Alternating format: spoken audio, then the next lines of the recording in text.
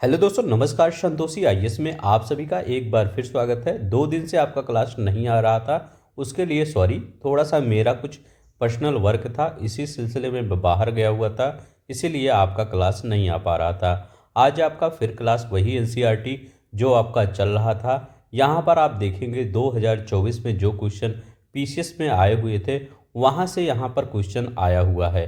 मैं कहता हूँ चाहे एनसीईआरटी आप थ्योरी के फॉर्म में पढ़ लीजिए या आप यहाँ पर पढ़ लीजिए। यहाँ पर मैं उसी पूरी थ्योरी को एक्सप्लेन करता हूँ जो आपके बुक में हूबहू लिखा रहता है। और इन क्वेश्चन को आज मैंने एक इसमें लाया हूँ, क्योंकि डेली मैं बुक से करवाता था जो अरिहंत की बुक है, लेकिन आज मैंने इस टाइप के करवा रहा हूँ ताकि आपको थोड़ा सा अच्छा दिखे। साथ में उसमें मैप नहीं यूज हो पा रहा था, उसका रीज़न यही है क्योंकि इसको लाने का, क्योंकि यहाँ पर मैं मैप यूज करना चाहता था कि मैप के थ्रू आपको कुछ चीज़ें डिस्कस करूं ताकि आपको अच्छे से समझ में आए। ठीक है, तो चलते हैं। आज आपका महाद्वीप चैप्टर स्टार्ट हो रहा है। महाद्वीप में लगभग 70 से 80 क्वेश्चन दिए गए हैं। इन 80 क्वेश्चन को हम हर एक क्वेश्चन को एक अच्छे डिटेल वे में एक्सप्लेन करेंगे। सब कुछ एनसीईआरटी के थ्रू होगा, किसी और बुक के अकॉर्डिंग नहीं होगा, सब कुछ एनसीईआरटी के थ्रू ही होगा। तो चलते हैं, हम शुरू करते हैं। जिन लोगों को इस सीरीज को ज्वाइन करना है प्लीज़ सब्सक्राइब कर लेंगे, और कुछ नहीं करना है, ना कोई पैसा देना है, ना कोई पेड कोर्स खरीदना है। सिर्फ आप चैनल को सब्सक्राइब कर लीजिए और इसका 2.संतोषी 2.0 पर वहाँ पर आप जाके क्विज के फॉर्म में इन सब क्वेश्चन को कर सकते हैं। तो चलते हैं, देखते हैं पहला क्वेश्चन कह क्या रहा है। एशिया महाद्वीप के बारे में जो कथन दिया गया है, यही पूछ रहे हैं कि इसमें कौन सा कथन सही है। पहला कथन कह रहा है, कह रहे हैं विश्व के कुल भूभाग का 2/3। कह रहे हैं विश्व का जो कुल भूभाग है उसका 2/3 क्या है, ये कह रहे हैं ये एशिया है। मतलब पूरा वर्ल्ड जितना है उसमें कह रहे हैं 2/3 एशिया है। तो क्या ये सही है? नहीं, ये सही नहीं है। विश्व का 1/3 है। याद रखेंगे, विश्व का 1/3 भूभाग क्या है? एशिया है। दूसरा कह रहे हैं एशिया का अक्षांशीय विस्तार 20 डिग्री दक्षिण अक्षांश से 60 डिग्री उत्तरी अक्षांश के मध्य है। अब एक बार हम मैप में देखते हैं ये सही कह रहे हैं कि गलत कह रहे हैं। जैसे आपको जितना यहाँ पर गोल्डन कलर का, ये वाइट कलर वाला जो आपका पोर्शन मिलेगा, ये सब एशिया के पार्ट हैं। अब हम एक बार देखते हैं जो 20 कह रहे हैं वहाँ से है। 20 देखिए यहाँ पर कह रहे हैं 20 डिग्री दक्षिण से। तो यहाँ पर अगर हम 20 डिग्री दक्षिण चले जाएंगे, यहाँ पर इसके नीचे अगर चले जाएंगे तो वो आपका आ जाएगा ऑस्ट्रेलिया आ जाएगा। हमें क्या करना है, 10 डिग्री है। देखिए यहाँ पर 10 डिग्री आपको मैं जूम करके दिखाता हूँ। 10 डिग्री दक्षिण, याद रखिएगा वहाँ पर साउथ आप जरूर लिखेंगे। ठीक है, 10 डिग्री साउथ से लेकर, अब देखिए साउथ वाला कहाँ पे जा रहा है, जकार्ता वाला एरिया जा रहा है, दिल्ली वाला एरिया जा रहा है, तिमोर लिस्ते वाला, ये देखिए। ठीक है, ये ऑस्ट्रेलिया का ये वाला जो पार्ट है, ये देखिए थोड़ा सा ये पार्ट नीचे ही है, ऑस्ट्रेलिया में नहीं है, क्योंकि ऑस्ट्रेलिया दूसरा महाद्वीप आ जाएगा आपका। तो ये ऊपर ही जा रहा है। तो 10 डिग्री साउथ से लेकर यहाँ पर कहाँ पर 80 डिग्री, यहाँ पर देखिए 60 है और ये ऊपर जाके 80 मिल जाएगा। ठीक है, ये वाला पोर्शन देखिए, ये 60 है और ये वाला यहाँ दिख नहीं रहा होगा, ये 80 वाला ये वाला एरिया है। ठीक है, तो 60-80 क्या है, नॉर्थ है, और 10 क्या है, साउथ है। तो आप क्या बताएंगे कि आपका जो एशिया का विस्तार है वो 10 डिग्री दक्षिण और 80 डिग्री नॉर्थ का विस्तार है। तो इसका बताएंगे। तो अभी हमने क्या क्या पढ़ा, यहाँ अगर हम 10 डिग्री याद रख लेंगे, 10 डिग्री और 80 डिग्री, ठीक है, दक्षिण ये रहेगा और उत्तर ये रहेगा, तब आपका ये सही हो जाएगा। 2 चीज़ें आपको समझ में आई। तीसरा चीज़ें, एशिया महाद्वीप के पूर्वी देशों में जापान और दक्षिण कोरिया है। तो सही है, जापान है और दक्षिण कोरिया है एशिया महाद्वीप के पूर्वी देशों में। तो यहाँ पर आपको कुछ करना नहीं है, एशिया है, इसके पूर्व में जापान और ये है, तो ये आपका सही हो जाएगा। एकदम आपका ये क्वेश्चन सही हो जाएगा। अब देखिए तीसरा क्या करा है, करें एशिया महाद्वीप का अधिकतर भाग पश्चिमी गोलार्ध में है। अब देखिए पश्चिमी गोलार्ध और पूर्वी गोलार्ध में देखते हैं। यहाँ पर देखिए, यहाँ से अगर हम पश्चिमी गोलार्ध इधर का देखते होंगे ये, तो पश्चिमी गोलार्ध में हमारा ये कम है, ये पूर्वी गोलार्ध में भारत का भाग है, क्योंकि जैसे आपका नॉर्थ हेमिस्फीयर पड़ता है, यहाँ ऐसे काट देते हैं, नॉर्थ हेमिस्फीयर पड़ता है, यहाँ पर साउथ हेमिस्फीयर। ऐसे ही पश्चिमी गोलार्ध होता है, पूर्वी गोलार्ध होता है। ये पूर्वी गोलार्ध है और ये उत्तरी गोलार्ध है। अब वो पूर्वी गोलार्ध है, ये पश्चिमी गोलार्ध है। तो पश्चिमी गोलार्ध में बहुत ही कम एरिया पड़ता है। मैक्सिमम एरिया कहाँ पे पड़ता है? ये पूर्वी गोलार्ध में पड़ता है। और यहाँ क्या करा? पश्चिमी गोलार्ध में। तो ये आपका गलत हो गया। तो कौन सा सही हो गया? एक से। देखिए कितने फैक्ट आपको मिले।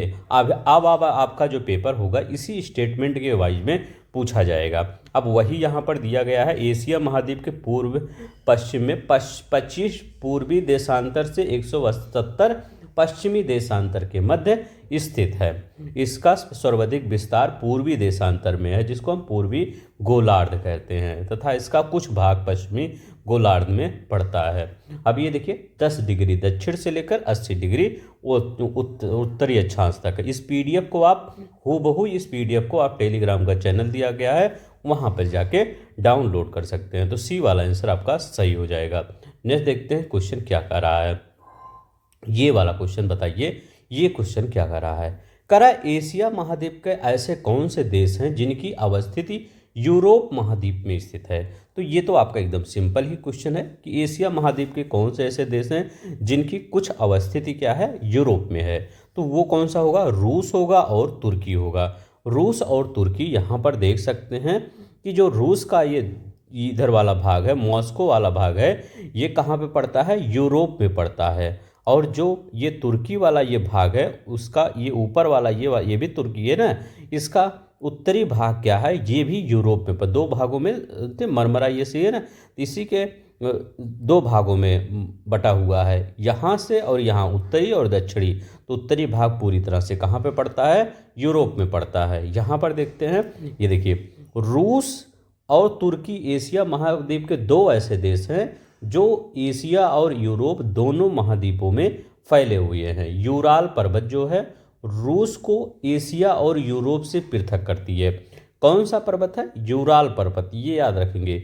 यूराल पर्वत इस रूस को एशिया और यूरोप से पृथक करती है।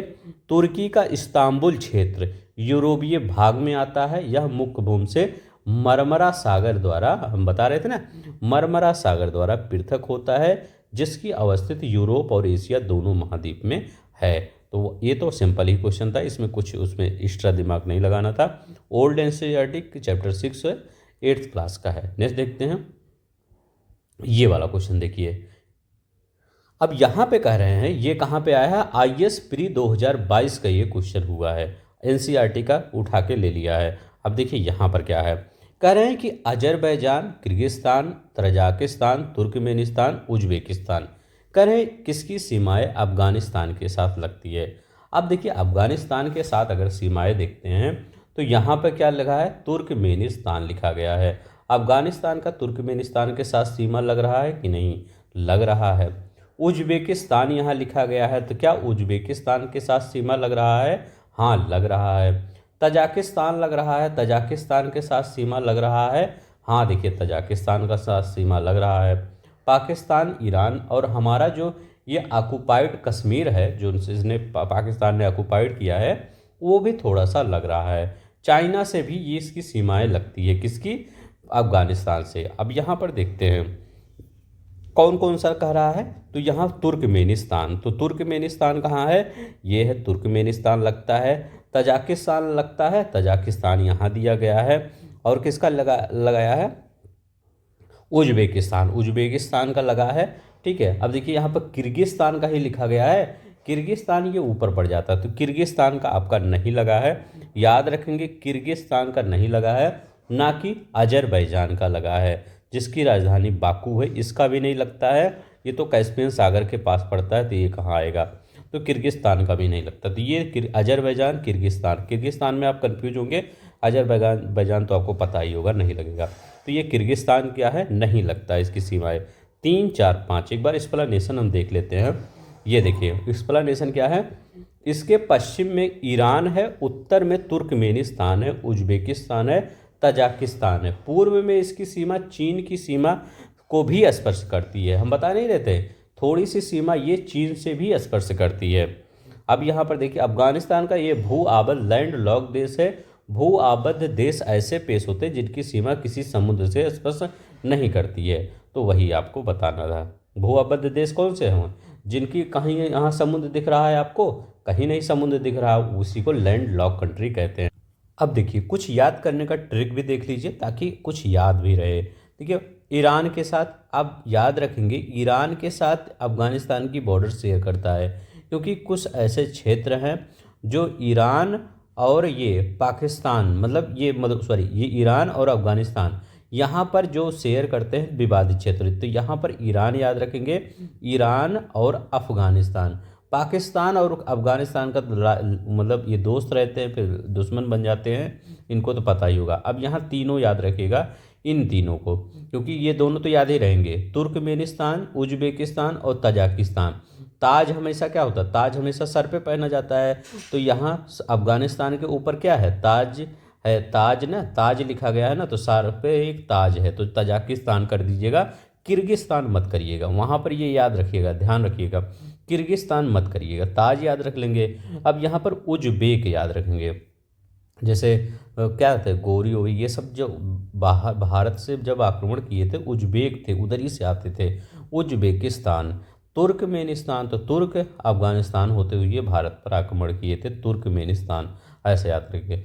Turkmenistan, Uzbekistan, Tajikistan, Iran, Pakistan, China. ठीक है, भारत का पूछे तो भारत की बता दीजिएगा थोड़ा सा।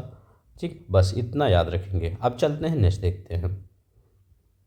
अब देखिए ये क्वेश्चन कहाँ आया था, यूपी पीसीएस प्री 2022 में क्वेश्चन पूछा गया था। पूछा क्या गया है यहाँ पर, पूछा ये गया है निम्नलिखित में कौन सा नगर सुन्नी त्रिकोण का भाग नहीं है, सुन्नी ट्रायंगल का भाग नहीं है। अब क्या होता है सुन्नी ट्रायंगल, ऐसा इराक, ऐसा वहाँ पर क्षेत्र है कि जहाँ पर सुन्नी बहुल्य क्षेत्र है। कहाँ पर, यहाँ पर सुन्नी जो बहुल्य क्षेत्र है उसी, क्योंकि जो वहाँ पर ये ईरान में, इराक में सुन्नी बहुल, वो शिया बहुल्य है, तो यहाँ पर कुछ ऐसे क्षेत्र है जहाँ सुन्नी बहुल्य क्षेत्र है। तो वो कौन कौन सा क्षेत्र है जो सुन्नी बहुल क्षेत्र है, वहाँ वो कौन सा है, बगदाद है। ये देखिए ये बगदाद एरिया है, ये ट्रायंगल की बात कर रहे हैं ये वाले, ये बगदाद एरिया है जो आपका सुन्नी त्रिकोण का भाग है। रमादी जो एरिया है, रमादी, ये देखिए रमादी एरिया है, ये आपका सुन्नी त्रिकोण का भाग है। टिकरित, टिकरित है आपका, ये देखिए टिकरित है, ये सुन्नी त्रिकोण का भाग है।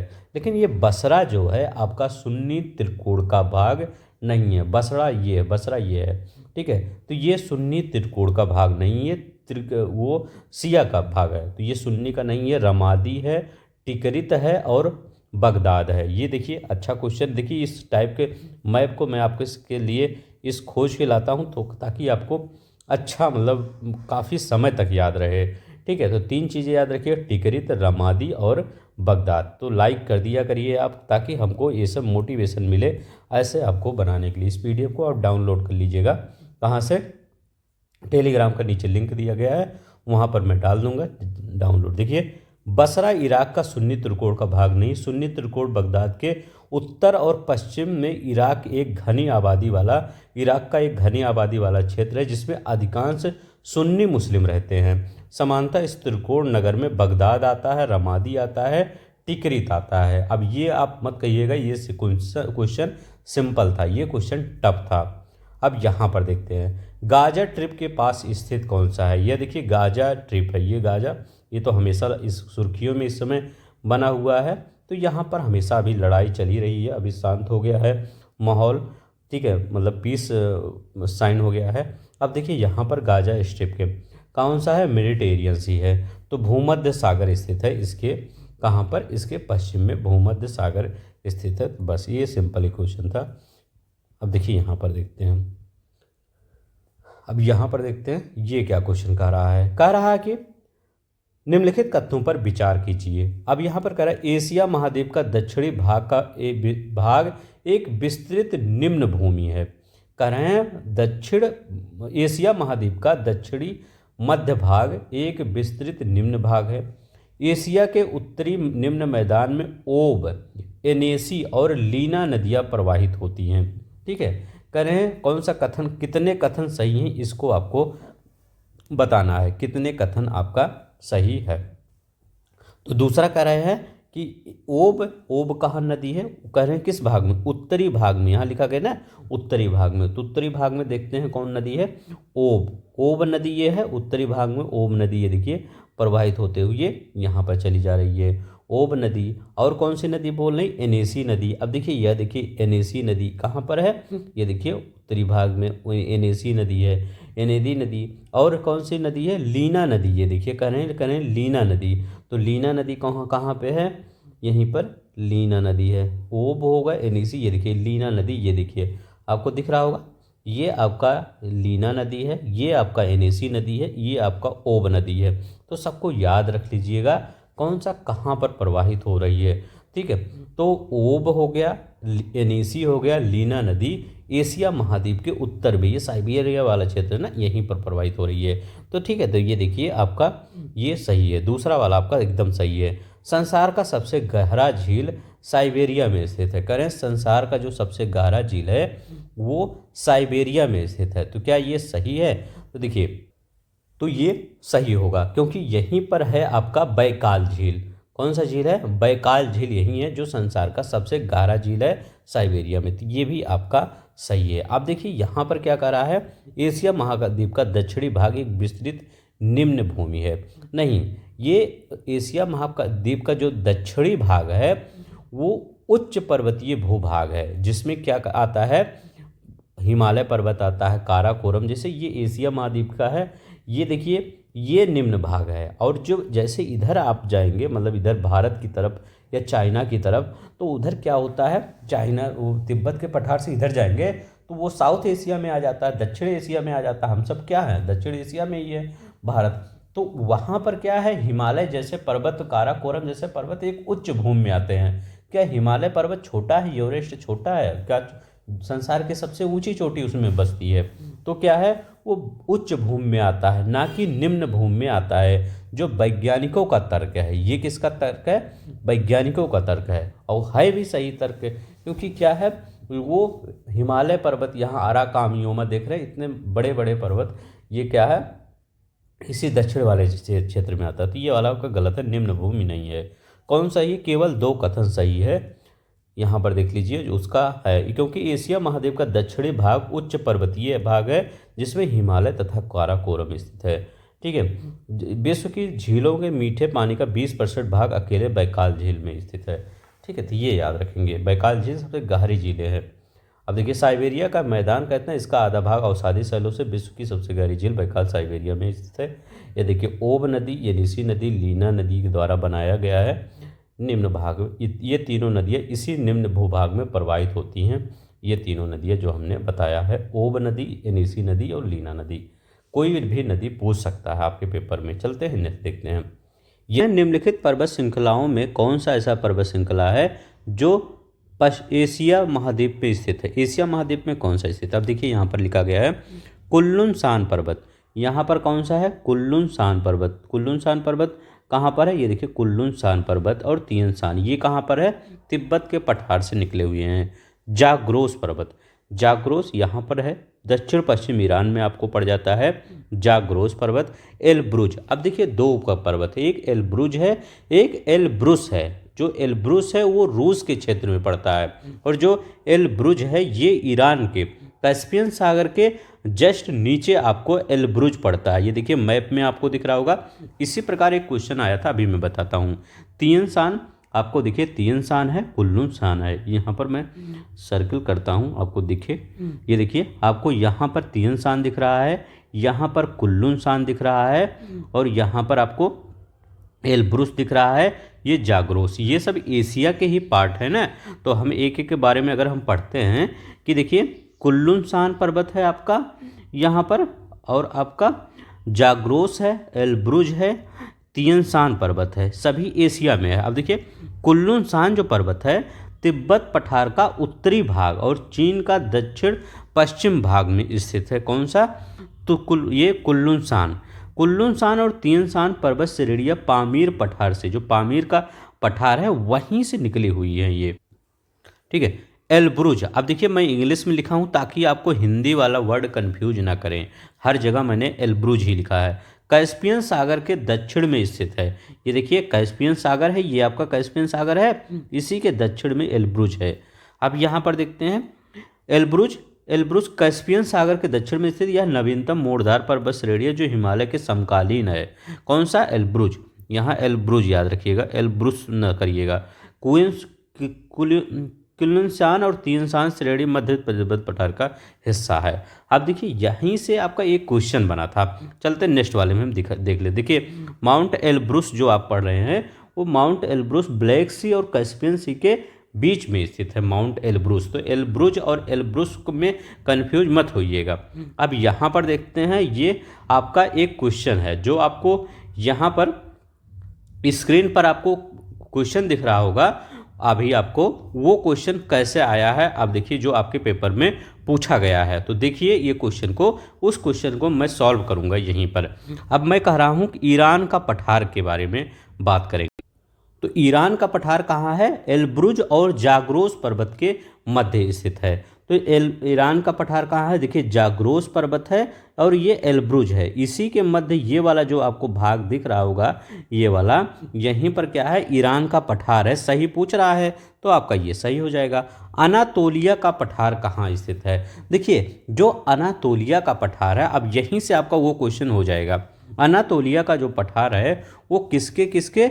टॉरस। ये देखिए टॉरस, ये है ना टॉरस पर्वत श्रेणी। और ये पोंटिक, पोंटिक आपके पेपर में दिया था ना, पोंटिक दिया था।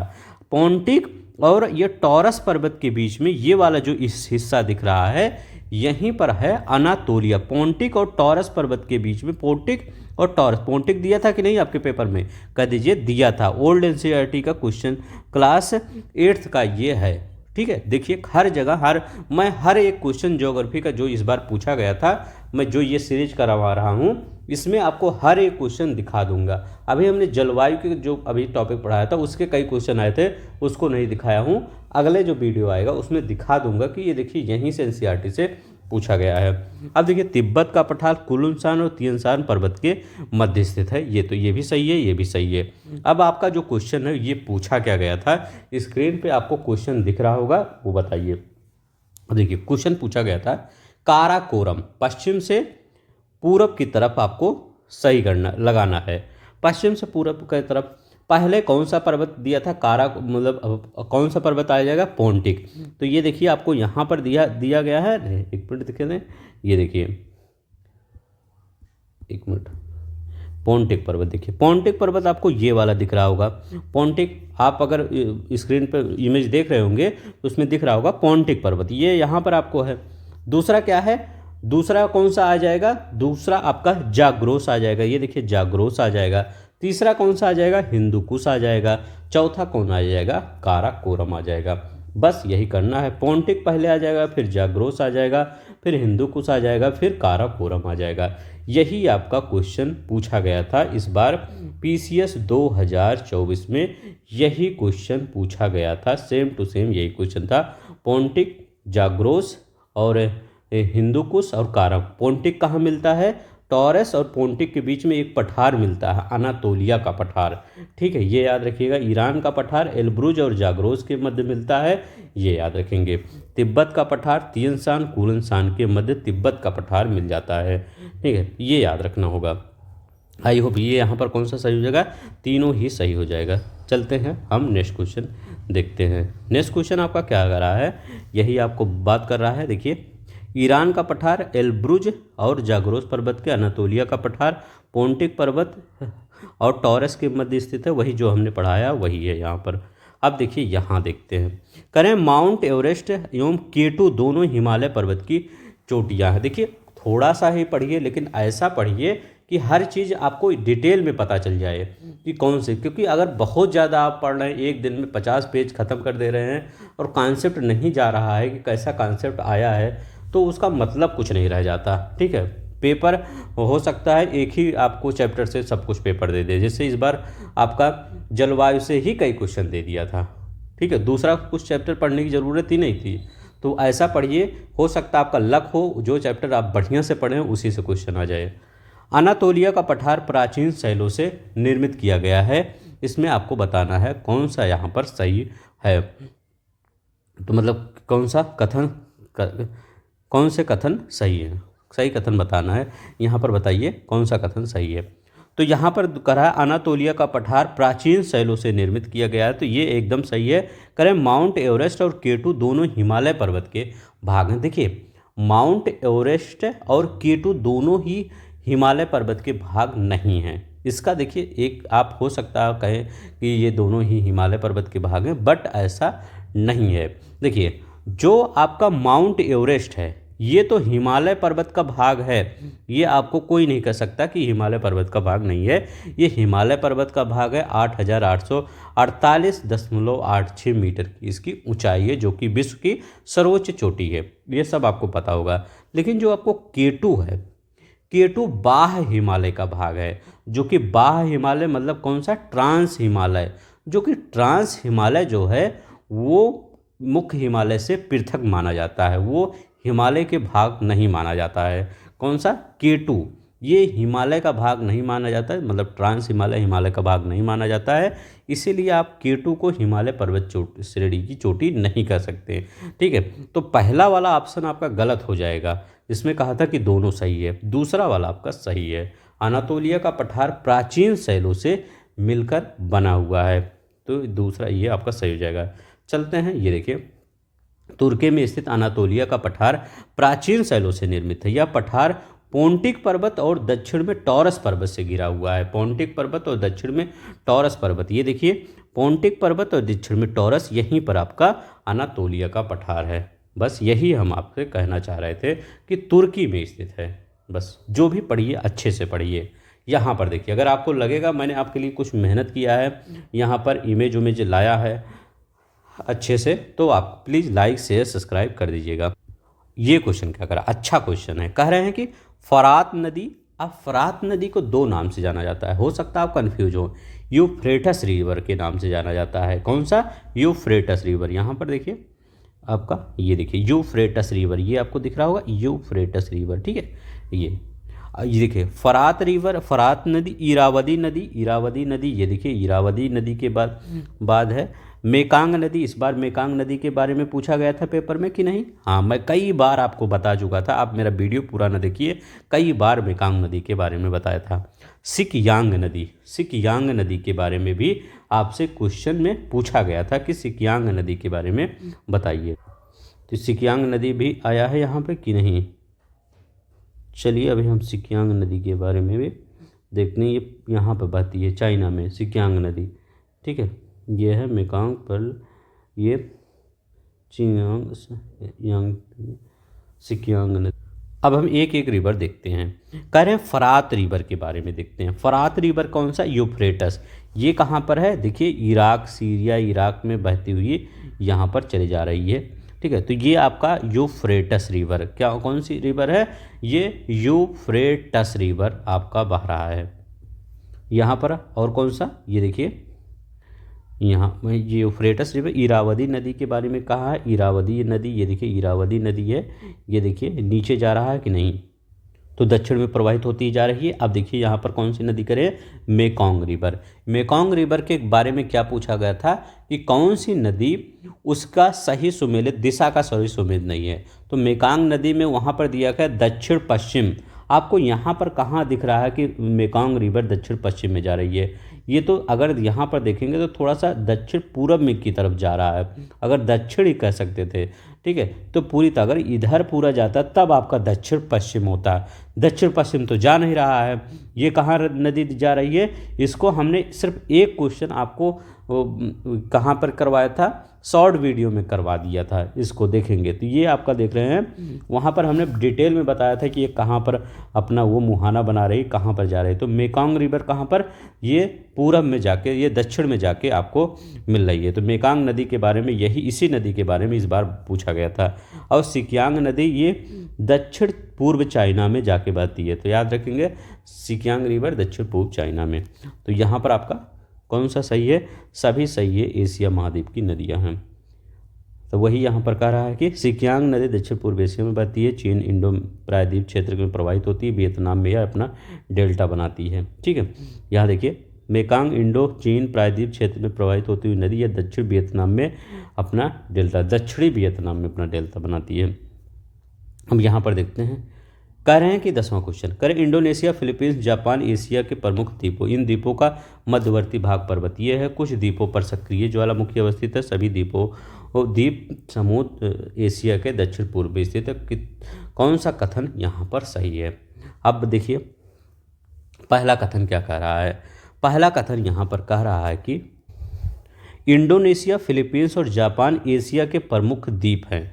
तो हाँ, आपका इंडोनेशिया आपका ये दिख रहा है, जापान दिख रहा है, फिलीपींस दिख रहा है, एशिया के प्रमुख द्वीप हैं। तो हाँ, ये द्वीप, ये देश हैं, सब बड़े बड़े द्वीप हैं। इन द्वीपों का मध्यवर्ती भाग पर्वतीय है। कह रहे हैं इन द्वीपों का जो मध्यवर्ती भाग होता है वो क्या है? पर्वतीय है। तो क्या इन द्वीपों का मध्यवर्ती भाग पर्वतीय है? तो हाँ, इन द्वीपों का जो आंतरिक भाग है, मध्यवर्ती भाग है, वो पर्वतीय है। क्यों? क्योंकि इनका निर्माण किससे हुआ है? ज्वालामुखी के विस्फोट से हुआ है। जैसे ज्वालामुखी हुआ, जब ज्वालामुखी विस्फोट कर दिया तो ये वाला भाग ऊपर उठ गया और इधर का भाग क्या हुआ?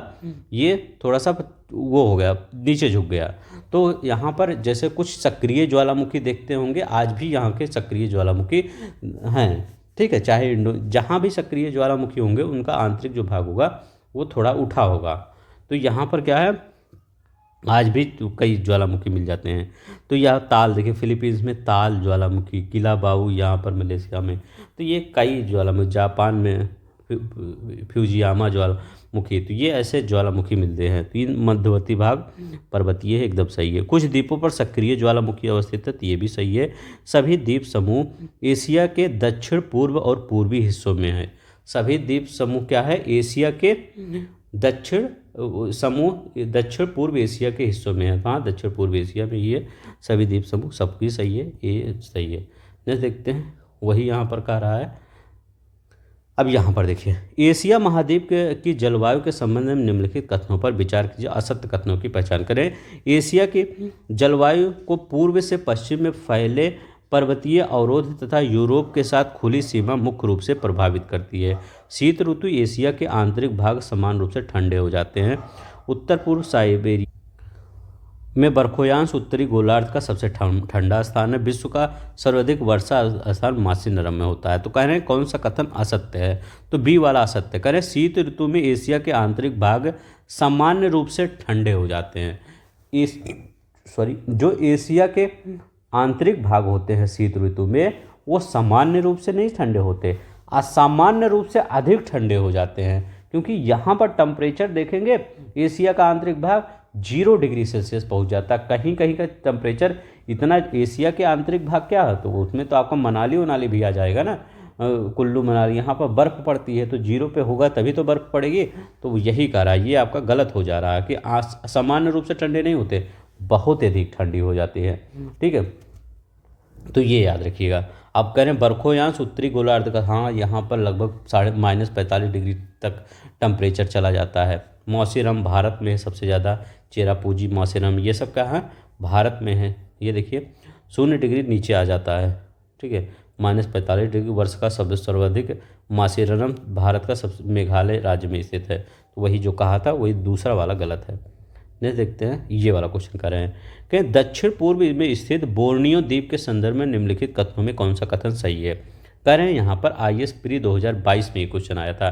कह रहे हैं यह 3 देशों में विभाजित है। बोर्नियो, अब मैप देखते हैं तो यहाँ पर पहला देश कौन सा है? इंडोनेशिया है। दूसरा कौन सा है? मलेशिया है। तीसरा कौन सा देश है? ब्रुनई है। अब देखो तीनों, अब देखिए तीनों देश हैं यहाँ पर। ये कह रहे हैं 3 देशों में विभाजित है, तो हाँ यह 3 देशों में आपका विभाजित है, एकदम सही है। दूसरा कह रहे हैं बोर्नियो मूल रूप से पूरी तरह से ज्वालामुखी नहीं है, इसकी उत्पत्ति आग्नेय चट्टान या ज्वालामुखी निक्षेप द्वारा हुई है। कह रहे हैं जो बोर्नियो है, ये बोर्नियो पूरा द्वीप है, ये पूरी तरह से ज्वालामुखी नहीं है। तो ये आपका गलत है। कौन सा आपका सही है? कौन सा कथन सही? 12 का करें कौन सा कथन सही? तो पहला वाला आपका सही है। देखिए 3, ब्रुनई, बोर्नियो अलग है और ब्रुनई अलग है। ब्रुनई एक छोटा सा देश है यहीं पर, बोर्नियो एक पूरा आपका मतलब एक द्वीप है, ठीक है। इसी द्वीप में इंडोनेशिया का पार्ट कुछ आ जाता है, मलेशिया का कुछ पार्ट, और बोर्नियो पूरी तरह से आ जाता है। बुरनई याद रखेंगे, बुरनई पूरी तरह से आ जाता है। जैसे आप कहेंगे अगर प्रायद्वीपीय भारत में, तो प्रायद्वीपीय भारत कौन सा, उसमें पाकिस्तान भी आ जाता है, बांग्लादेश भी आ जाता है, तो कई देश आ जाते हैं। तो वो क्या होता है, ऐसे ही एक द्वीप अगर देखते हैं कि इसमें इंडोनेशिया भी आ जाता है, मलेशिया भी आ जाता है, ब्रुनई भी आ जाता है। यहाँ पर अगर हम देखते हैं दक्षिण पूर्व एशिया में बोर्नियो द्वीप के संदर्भ में एक कथन सही है। बोर्नियो विश्व का तीसरा और एशिया का सबसे बड़ा द्वीप है। यह इंडोनेशिया, मलेशिया और ब्रुनई देशों में विभाजित है। भौगोलिक रूप से यह जावा के उत्तर में, सुलवेसी के पश्चिम में और सुमात्रा के पूर्व में स्थित है। बोर्नियो का लगभग 73% क्षेत्रफल इंडोनेशिया में आता है। देखते हैं 73% यही आता है, ठीक है। अब देखिए, क्योंकि बोर्नियो द्वीप की उत्पत्ति ज्वालामुखी निक्षेप कारण नहीं हुई, यह एक पर्वतीय द्वीप है। बोर्नियो विश्व का सबसे पुराने ज्वालामुखी द्वीपों में से एक है, ठीक है। तो ये आपका क्वेश्चन हुआ। कितने क्वेश्चन हुए, 12 क्वेश्चन हुए। एक क्वेश्चन और देखते हैं, 13 क्वेश्चन। करें निम्नलिखित में से कभी कभी समाचारों में उल्लिखित सेनकाकू द्वीप विवाद में है, मतलब सर्वोत्तम रूप से प्रबंधित कौन है। जो IAS प्री 2022 में आया है सेनकाकू द्वीप के बारे में, इसके बारे में बताना है कौन सा आपका कथन ये सही बताता है, ठीक है। तो देखिए, कह रहा है समानतः यह माना जाता है कि वह दक्षिण चीन सागर के आसपास किसी देश द्वारा निर्मित कृत्रिम द्वीप हैं। ये आपका गलत है। ये दूसरा कह रहे हैं चीन और जापान के बीच पूर्वी चीन सागर और इन द्वीपों के बीच इस विषय में समुद्री विवाद होता रहता है, ठीक है। तो सेनकाकू द्वीप ये सही कह रहा है आपका, ठीक है। यहाँ पर आपका सेनकाकू द्वीप आपको दिख रहा है, चीन और जापान यहाँ पर नहीं दिख रहा है, मैं मैप ला दूँ वहाँ, यह ताइवान, तो ये गलत है आपका। ये देखिए, चीन और जापान के बीच चीन सागर में सेनकाकू द्वीप के विषय में समुद्री विवाद होता रहता है। यह पूर्वी चीन सागर में निर्जन द्वीपों का एक समूह है जो जापान द्वारा अभी प्रशासित है। मतलब यहाँ पर जापान द्वारा प्रशासित है। इस द्वीप पर जापान और चीन दोनों दावा करते हैं। चीन ने अपना अवध ताइवान का क्षेत्र मानता है। जापान का कहना है कि यह नॉन सेई सोटो द्वीप का हिस्सा है, इसलिए इस पर जापान का दावा है। यह क्षेत्र सामरिक रूप से महत्वपूर्ण है, यहाँ तेल के विशाल भंडार विद्यमान है।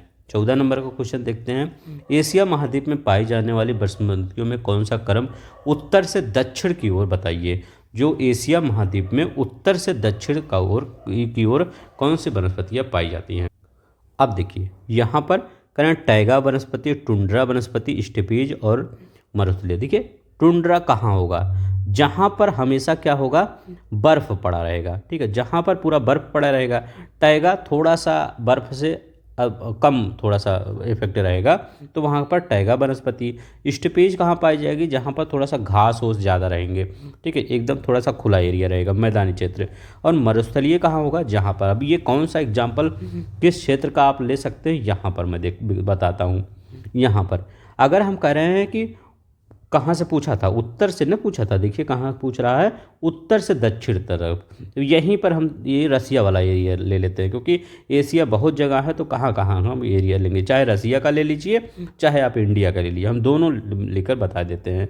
देखिए यहाँ पर कौन सा है, ये वाला जो एरिया आप कहेंगे, ये टुंड्रा एरिया पड़ जाता है। टुंड्रा जहाँ पर काई बर्फ यही सब आपको मिलेंगे। ये वाला जो पूरा एरिया रूस वाला कह रहा है, ठीक है। इसके नीचे जो आएंगे वो टैगा वाला एरिया पड़ जाएगा, ठीक है। तो साइबेरिया का थोड़ा सा नीचे वाला क्षेत्र, ठीक है, तो वो टैगा वाला। अब उसके नीचे जब आएंगे, टैगा के बाद शीतोष्ण, मतलब वो स्टेपी पड़ जाएगा। स्टेपी घास का मैदान आप नाम न सुने हैं, तो थोड़ा सा क्या यहाँ पर स्टेपी घास के मैदान वाला क्षेत्र पड़ जाएगा, ठीक है। तो ये याद रखिए स्टेपी।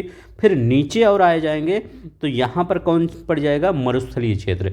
जैसे क्या, गोबी का मरुस्थल आप सुने होंगे, गोबी का मरुस्थल, तो गोबी का मरुस्थल नीचे पड़ जाएगा ना। तो एशिया के अगर उत्तर से दक्षिण में चलेंगे ऐसे, तो ऐसे टुंड्रा, टैगा, फिर घास का मैदान, फिर गोबी मरुस्थल, मतलब मरुस्थलीय क्षेत्र। भारत में देखते हैं, ऊपर देखेंगे टुंड्रा क्षेत्र एकदम हिमालय के ऊपर देखेंगे। अगर नीचे देखेंगे तो यहाँ पर क्या रहेगा, तो यहाँ पर टैगा नीचे क्षेत्र आएगा, उसके नीचे घास के बुगियाल ये सब घास के मैदान पड़ जाएगा, नीचे यहाँ पर मरुस्थल पड़ जाएगा। ठीक है, या ये इधर वाला देख सकते हैं मैदानी क्षेत्र जलोढ़ वाला। ठीक है, तो ऐसे हर जगह पूरा, अगर पूरा विस्तार में देखेंगे तब भी ऐसे पड़ेगा। ठीक है, तो अगर हम ये बोलते हैं, कहाँ गया ये, कि वनस्पतियों के क्रम में उत्तर से दक्षिण की तरफ कौन सा है, तो पहले टुंड्रा पड़ता है, टुंड्रा पहला 2 वाला पड़ता है, 2 के बाद कौन सा, 1 पड़ेगा टैगा पड़ेगा, फिर तीसरा स्टेपीज पड़ेगा, जो चौथा क्या पड़ेगा, मरुस्थलीय वनस्पतियाँ पड़ेंगी। तो ये बी वाला आप मान सकते हैं सही हो सकता है। ठीक है, किसी स्पेसिफिक एरिया का नहीं पूछा है, लेकिन अगर हम स्पेसिफिक एरिया का एक लेकर चलते हैं तो यही आपका पड़ेगा। ठीक है, तो ये सबसे अच्छा ऑप्शन मिल जाएगा आपको, बी वाला इससे सही हो जाएगा। ये देखिए, एशिया महाद्वीप में वनस्पतियों का उत्तर से दक्षिण टुंड्रा हो गया, टैगा हो गया, स्टेपीज हो गया, फिर मरुस्थलीय वनस्पति हो जाएगी। ठीक है, तो याद रखिएगा। देखिए, टुंड्रा वनस्पति की पेज ये वर्ष भर हिम से ढका रहता है, 30 सेंटीमीटर से कम पानी में। लीचेन यहाँ की प्रमुख वनस्पतियाँ होती है।